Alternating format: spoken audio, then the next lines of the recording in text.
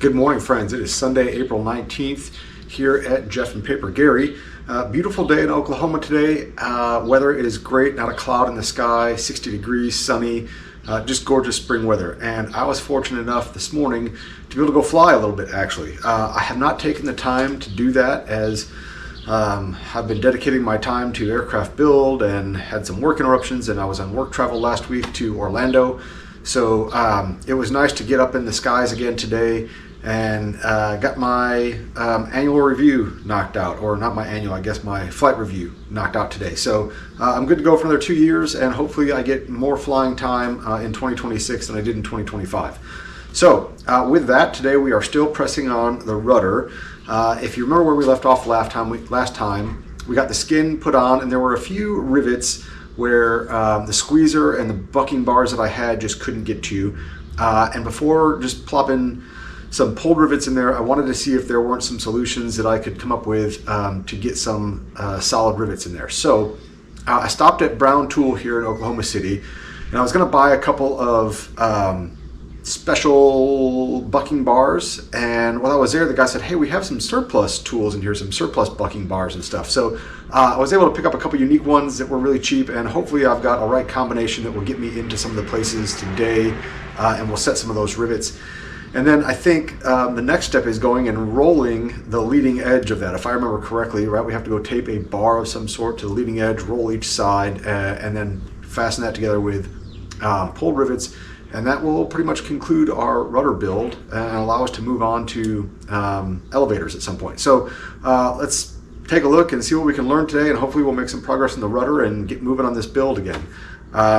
Before we do that, quick recap, I did get the mini split system all installed. I'll probably do a little bit of an updated video to that. There were a few more lessons learned that came when I chose a different location and had to extend my lines. So when we get into that, then you start having to solder in lines or use special connectors, and there's a bunch that's going to go on in there. Anyway, really not warm enough out to truly test out the system. Fired it up yesterday, it was blowing really cold air, so I'm happy with it so far. But again, it was only like 65 degrees outside, so it's hard to get a good judge of how well it's going to do when it starts hitting 90 and 100 degrees out here. So we'll get more on that in the future. Today, let's build a rudder.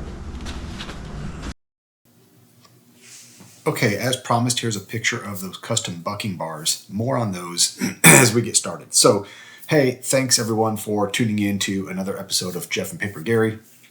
Hope you're enjoying the videos so far. I am certainly enjoying creating them and going through the build process. So very interesting. I kind of tuned in. Again, I'd fallen off, but tuned back into the podcast show. We Are Not Experts in Airplane Building podcast, run by that hippie pilot and T-Flight Tim. So really enjoy that, and I don't know how I drifted away from that, but now I'm back to listening to it on my drive to work and find myself sitting in parking lots when I don't need to, just listening to the podcast.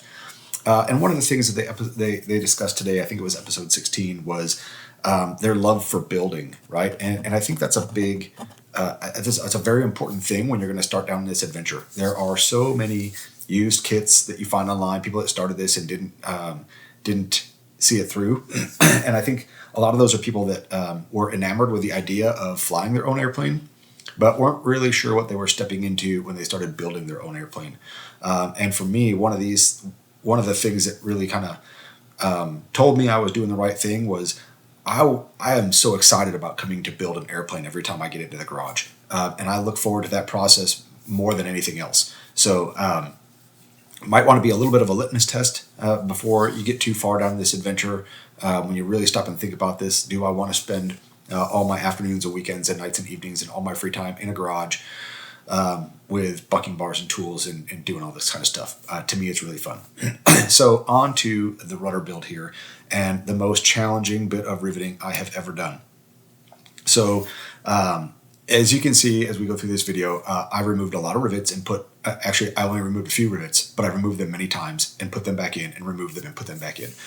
Some of these were really challenging, and it really makes you appreciate the tungsten bucking bar. If you don't have one of these things, I highly suggest buying one of the cheaper ones. I've got the plain, maybe it's 4 inches long by 1 inch wide by 3/4 of an inch thick or so. And that was a couple $100. They're really, really expensive. And some of these things, when they start getting into larger sizes or special shapes, get to $600, $1,000 really quickly. So I don't advocate breaking into your retirement funds to go buy tungsten bucking bars, but such a huge difference when using those compared to just steel bucking bars. And then, of course, steel bucking bars with odd shapes, and the amount of pressure that you have to put on there, and the direction and how to hold that and how to get in there. Well, it's really something different. So like I mentioned, I think I mentioned in the intro, we got a local tool company here called Brown Aviation Tool. Great company to deal with. Really good people there. So if you need to order anything, even if you're not in the OKC area, they'll ship it to you. But they've got really nice tools there. And when I went in there in person, because it's just up the road from where I work, I was able to dig through their surplus bin there and find a bunch of these funky shaped bucking bars that came in pretty handy when getting into these narrow edges. Now, T-Flight Tim, you've heard me say this before. If Tim recommends a tool, I'm just going to buy it. And one of the things that he recommended, and he talks about now that he found later in his build and wish he had it at the early stages, is a pair of Icon Icon smooth jawed pliers. So like a pair of channel locks with smooth parallel jaws. And apparently you can use those things to set rivets, and they work really well. So I ordered a pair just to have them on standby, just in case I don't want to get into an area where I have to use that obnoxiously machined thin bucking bar that I bought for $8. Hopefully those things work a little bit better. So overall, I was really pleased. It took me a while to get here. I know I've had some life interruptions that have kept me from building, but it was great to be back in the garage. And in a little bit here, I get all these rivets to a point where I'm happy with them, and I sit for about 20 minutes. This is 20 minutes of video that I cut out for you guys that you didn't have to painstakingly sit through, of working on rolling that leading edge. And realized that I forgot to move the camera. So the GoPro is pointed over there to an empty table while my daughter and I are over here on the other side of the garage trying to roll that leading edge. And this is tricky. It's difficult, and you got to be very careful, because if you push down on that, like if you just grab that bar and roll it without holding up, you're going to crease the skin right along the spar. And that's no bueno. So that just, you basically throw your skin in the trash after that. I don't think there's any coming back from that one. So trying to be real careful and hold that thing up in place while my daughter turns the bar and while we hold the rudder from flying up off the table. And every time you bend metal, there's a little bit of spring back to it. So there's a yield point on aluminum. There is a yield point on all metal. You're going to bend it, you get it to the point you want, and you're going to let go, and it's going to spring back a little bit. And so you got to go a little bit past that yield point, right, to get where you really want to be.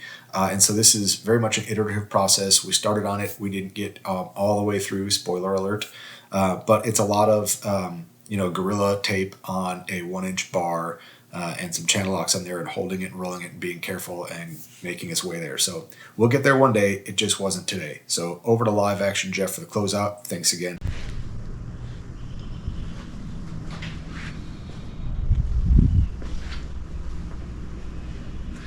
Well, friends, that about wraps it up for today. I've got to say that was the most challenging bit of riveting that I have done. It certainly took some specialized bucking bars, which you saw, and I'll put a picture of the ones that I bought in there. But after a couple of tries, several tries on some of those, I finally got to a product that I'm happy with, right? So it was nice because I was able to get solid rivets in the entire edge. I didn't have to do any of the pull rivets. Not that there's a problem with that, but I just like the uniform look of the solid rivets. We stopped with the rolling of the leading edge of the rudder. That is of course challenging, as I'm sure you guys have seen in other videos. Unfortunately, we're out of time today, as my daughter and director here started to remind me I've got to go cook dinner. So we're pretty close on one edge. Needs to probably go a little bit more, and then we'll add more layers of tape and roll the other edge and hopefully get that thing buttoned up together pretty soon. So thanks for watching, everyone. Appreciate it. Please like, share, subscribe. Until next time, take care of yourselves and each other. This is Jeff and Paper Gary out.